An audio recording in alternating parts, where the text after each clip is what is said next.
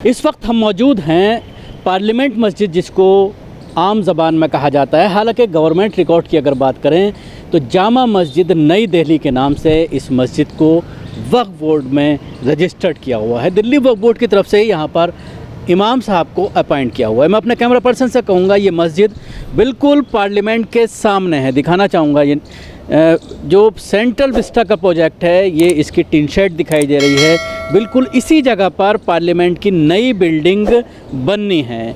बीच में सिर्फ एक रोड है। कैमरा पर्सन से कहूँगा दिखाने के लिए सेंट्रल विस्टा का जो नया प्रोजेक्ट है, नई बिल्डिंग जो बननी है पार्लियामेंट की, उसके और इस मस्जिद के सामने सिर्फ एक रोड है जो एक तरफा रोड है। रेल भवन की तरफ से ये रोड आता है और नई दिल्ली की तरफ ये रोड जाता है। उसके साथ ही आपको कहूँगा दिखाने के लिए कैमरा पर्सन को पुरानी बिल्डिंग आप ये देख सकते हैं। सामने पार्लियामेंट की ये पुरानी बिल्डिंग है जिसमें अभी तक दोनों ही राज्यसभा और लोकसभा के एमपीज़ बैठ करके डिस्कशन करते हैं। जो सेंट्रल हॉल जिसको कहा जाता है, दोनों हॉल यहाँ पर जो है वो मौजूद हैं, लोकसभा और राज्यसभा के। और उससे थोड़ी सी ही दूरी पर, चंद कदमों की दूरी पर ये मस्जिद वाक़ है। इस मस्जिद को लेकर भी ये बात कही गई शुरू में कि ये भी सेंट्रल विस्टा प्रोजेक्ट की जद में आ सकती है, लेकिन अब अभी तक कोई ऐसी चीज़ या ऐसा कोई डॉक्यूमेंट में चीज़ सामने नहीं आई है जिससे इस मस्जिद को निशाना बनाया जाता रहो। इसके साथ ही मैं कहूँगा दिखाने के लिए अपना कैमरा पर्सन से, यहाँ पर फ़खरुद्दीन अली अहमद जो देश के राष्ट्रपति थे, उनकी कब्र भी यहाँ पर मौजूद है। आप ये देख रहे होंगे अपने टीवी स्क्रीन पर।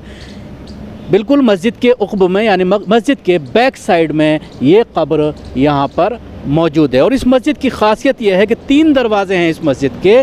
और इसकी हिस्ट्री में अगर हम जाते हैं तो ये रेल भवन का जो गोल चक्कर है, पार्लियामेंट का जो गोल चक्कर है, उससे लेकर यहाँ तक ये वक्फ प्रॉपर्टीज़ है। 17 बीघे ज़मीन बताई जाती है, जिसमें कुछ मिनिस्ट्री का भी हिस्सा है, फ़ाइन आर्ट डिपार्टमेंट है, उसके अलावा रेड क्रॉस का भी यहाँ पर कब्ज़ा है। 1880 में अंग्रेज़ों ने इसको, पूरे इलाके को अपने कब्ज़े में रह लिया था और मस्जिद की बहुत कम ज़मीन यहाँ पर बची थी। और उसके बाद बैंक बना यहाँ पर, bank of state bank of India, reserve bank of India, कई बैंक हैं इस इलाके में। और उसके पीछे यूएनआई की बिल्डिंग है, एनआई की बिल्डिंग है। तो ये पूरा इलाका, ये कहा जा रहा था कि सेंट्रल विस्टा प्रोजेक्ट में आ रहा है, लेकिन इसको लेकर कोई अभी तक ना तो नक्शे में इस तरह की चीज़ नज़र आई है और ना ही सरकार की तरफ से कोई बात सामने आई है कि ये प्रोजेक्ट में आ रहा है। तो उम्मीद यही की जा रही है कि ये मस्जिद काफ़ी क़दीम है और फ़खरुद्दीन अली अहमद का मज़ार यहाँ पर मौजूद है। तो इस मस्जिद से छेड़छाड़ सरकार नहीं करेगी। सेंट्रल विस्टा प्रोजेक्ट में ये मस्जिद जो है वो जद में नहीं आने वाली है। जहाँ तक इसके वैल्यू का सवाल है, ये मस्जिद गवाह है बहुत सारे राष्ट्रपति, उपराष्ट्रपति जो मुस्लिम यहाँ पर रहे हैं, वो जुमे की नमाज़ ख़ास तौर से या ईदैन की नमाज़ पढ़ने के लिए यहाँ पर आते रहे। उसके अलावा मेंबर ऑफ़ पार्लियामेंट भारी संख्या में, ख़ास तौर से जब यहाँ पर सदन चलता है, पार्लियामेंट चलती है, तो तमाम लोग यहीं यहाँ पर आकर के नमाज जुम्मा अदा करते हैं। और इसके साथ ही डिप्लोमेट्स, पूरी दुनिया के जो डिप्लोमेट्स हैं मुस्लिम कंट्रीज़ के, वो भी यहाँ पर जुम्मे की नमाज़, अक्सर मैं भी आता हूँ तो मुझे दिखाई देता है कि काफ़ी लोग यहाँ पर जो वीआईपीज़ हैं, वीवीआईपीज़ हैं, वो नमाज़ अदा करने आते रहे हैं। मौलाना आज़ाद क्या भी इस मस्जिद से काफ़ी लगाव रहा है। जो इसके इमाम थे उनके पास उठना बैठना था पहले, और अक्सर यहाँ पर आया करते थे। न सिर्फ जुम्मे की नमाज़ बल्कि 5 वक्त नमाज में भी कई बार यहाँ पर वो नज़र आते थे। तो बहुत बड़ी लोग इस मस्जिद से जुड़े रहे हैं। बड़ी पुरानी हिस्ट्री है इस मस्जिद की और कई सौ साल, 300 साल पुरानी तारीख़ इस हिस्ट्री की मिलती है। जब इसको बनाया गया था 1946 में, इसको रिकन्स्ट्रक्ट किया गया था। कलकत्ता की एक कंपनी ने दोबारा से इस मस्जिद को बनाया था, लेकिन अब लुलु ग्रुप के जो चेयरमैन हैं वो इस मस्जिद का पूरा रख रखाव रखते हैं। वक्फ बोर्ड के अंडर में ये आता है। अंदर बड़ी शानदार इस मस्जिद को बनाया गया है, पूरा लकड़ी का वर्क किया हुआ है। काफ़ी अंदर जो है काफ़ी कुशादा है, एसी का इंतज़ाम है, शानदार कालीन बिछाई गई, यानी बिल्कुल मॉडर्न लुक अंदर से इस मस्जिद को दिया गया है।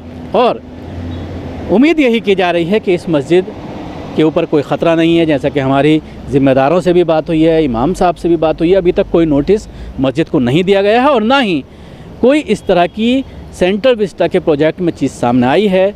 अब सवाल ये खड़ा होता है कि जो ये रोड बीच में जा रही है, कि क्या सेंट्रल विस्टा प्रोजेक्ट बनने के बाद ये रोड कायम रहेगी या नहीं रहेगी, ये भी अभी तक सस्पेंस बना हुआ है।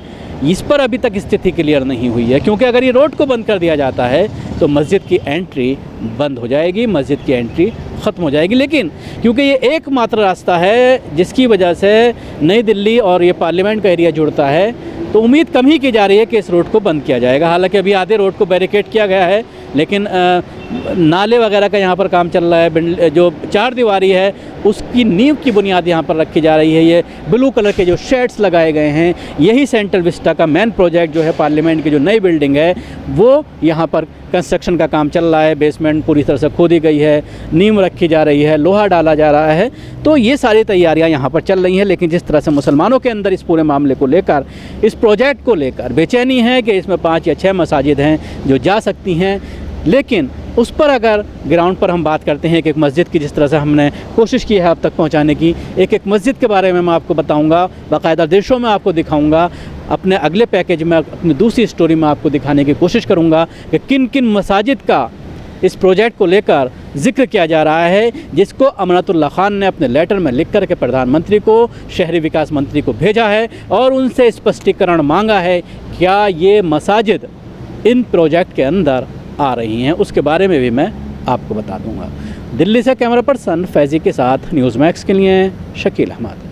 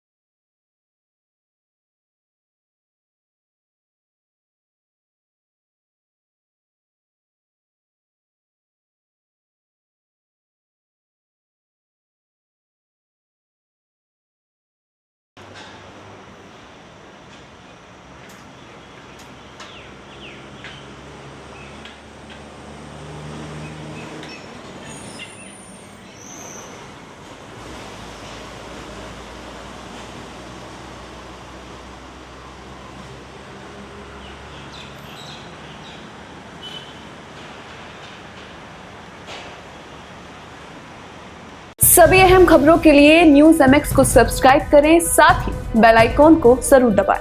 लाइक, शेयर, कमेंट करना ना भूलें।